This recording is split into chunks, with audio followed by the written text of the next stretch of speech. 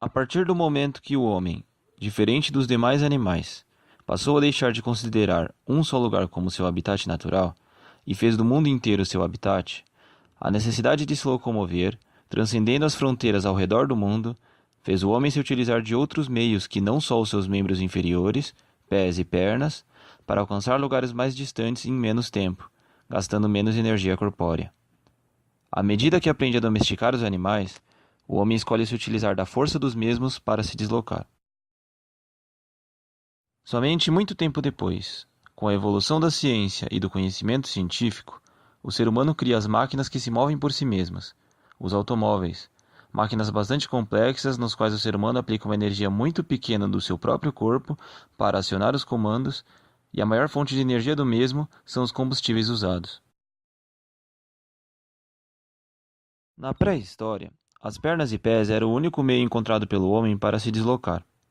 Com seu modo de vida nômade e exclusivamente caçador e coletor, o homem se deslocava a grandes distâncias a fim de satisfazer necessidades básicas ligadas à sobrevivência, como água e alimentos. A invenção da roda, por volta de 3500 a.C., na civilização suméria, constituiu o gatilho para o surgimento de outras criações que propiciassem melhor forma de transporte de pessoas e mercadorias. De início, o homem domestica certos animais e os utiliza para o transporte. Dentre os animais utilizados, o cavalo acaba por ser o animal mais usado para o transporte, tanto de pessoas como de cargas e mercadorias, por diversos povos da antiguidade, além de ser usado para a comunicação e para a guerra. Os egípcios se utilizaram das carruagens principalmente para aplicação militar, influência dos invasores Hicsos no século XVI a.C. Na China antiga, considerando os registros mais antigos da época da dinastia Shang, vê-se que os cavalos eram principalmente usados como veículos de comando móveis, para a guerra e em caças reais. Posteriormente ganhou maior importância e surgiram algumas inovações na dinastia Zhou, como certos tipos de arreio. Na Índia antiga, além de cavalos, animais como búfalos eram usados também para o transporte de pessoas e mercadorias. Os primeiros arreios datam de aproximadamente 2000 a.C. e eram bem rústicos. O automóvel não poderia existir, tal como se vê hoje, se não fosse a invenção dos motores. Apesar dos motores a combustão interna terem predominado no desenvolvimento tecnológico do automóvel, para chegar a esses motores, alguns passos tiveram que ser dados. Comecemos nossa análise pelos motores a vapor e depois falaremos dos motores a combustão interna.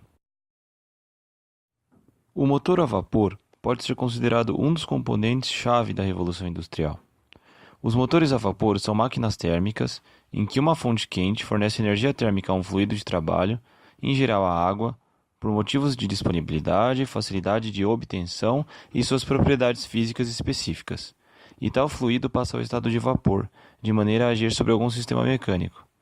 Esse sistema pode ser, por exemplo, um pistão dentro de um cilindro, que é movimentado através da expansão do vapor, fazendo com que o mesmo gere trabalho.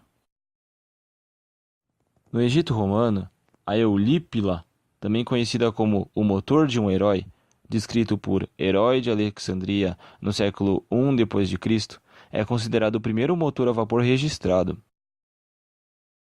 Thomas Savery, em 1698, patenteou o primeiro motor a vapor prático de pressão atmosférica, de 1 cavalo-vapor. Thomas Newcomen, em 1712, desenvolveu o primeiro motor a vapor de pistão comercialmente bem-sucedido de 5 cavalos de potência.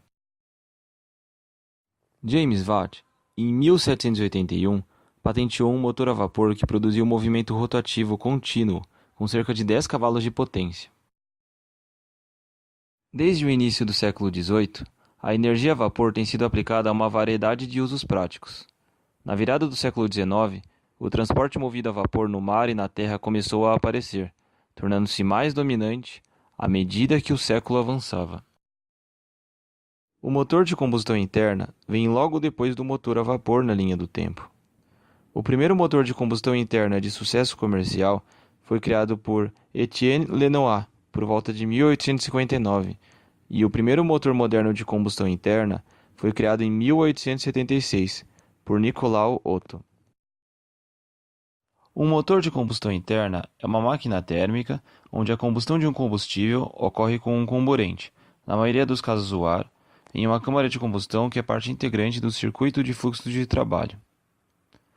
Em um motor de combustão interna, a expansão dos gases de alta temperatura e alta pressão produzidos pela combustão aplica força direta a algum componente do motor, por exemplo, o pistão dentro do cilindro, e dessa forma a energia química é transformada em energia mecânica útil.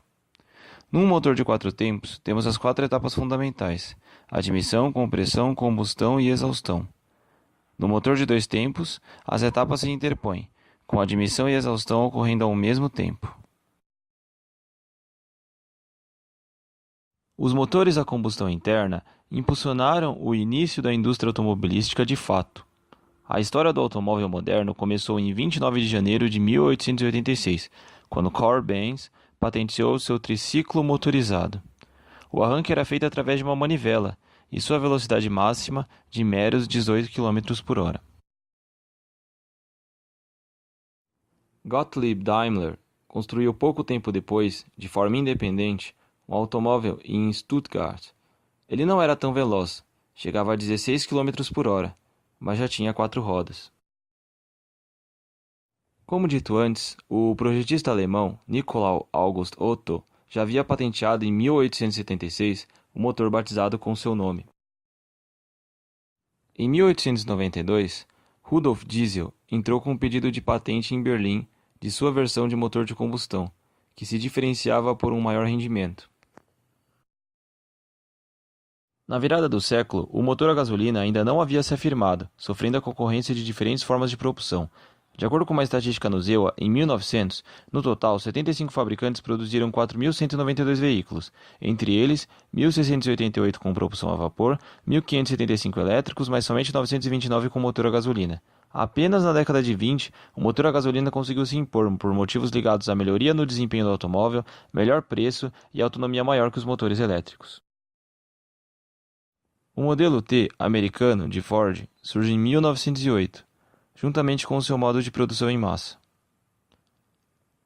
Com esse modelo, Ford alcançou 2 objetivos. O modelo era passível de ser fabricado em grande quantidade, sendo uma unidade idêntica à outra, e praticamente qualquer um poderia dirigir e consertar o carro, sem precisar de um chofer ou mecânico. O segredo do sucesso de Ford não estava só nas linhas de produção contínua em si que ele criou, mas principalmente na intercambiabilidade das peças alcançada. No entanto, os funcionários eram vistos como peças intercambiáveis da produção. Realizavam funções pequenas e imersas em total alienação, e havia muito desperdício de todos os tipos no chão de fábrica. O modelo de produção em massa de Ford estava se esgotando, e com os seus dias contados.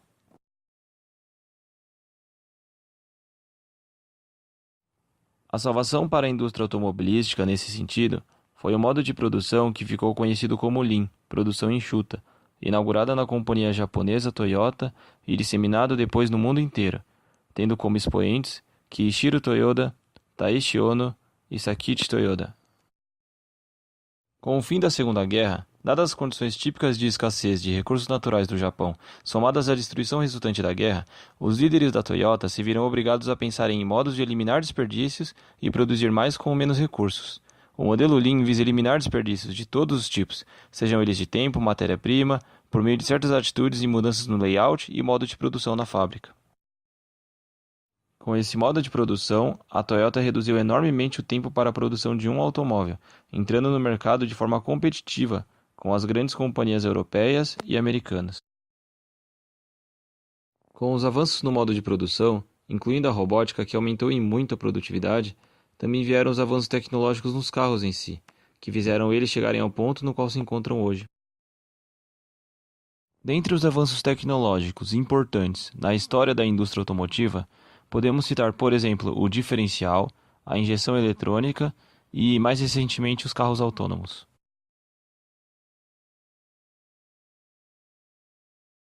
Para um futuro não tão distante assim, na história da indústria automobilística, os carros autônomos se encontram dentro do que se vê de mais inovador e esperado até agora.